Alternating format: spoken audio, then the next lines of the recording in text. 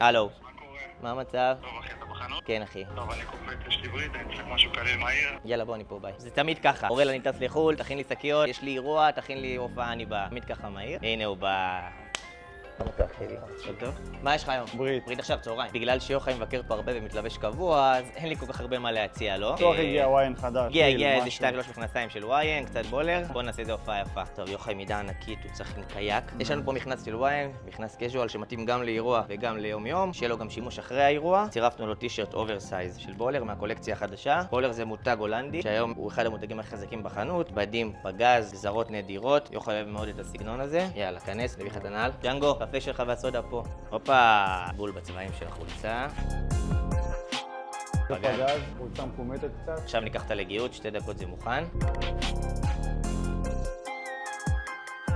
יאללה, יש לנו את זה.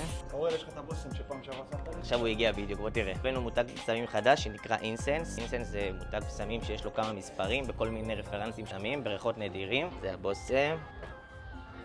מוכן לאירוע, זהו.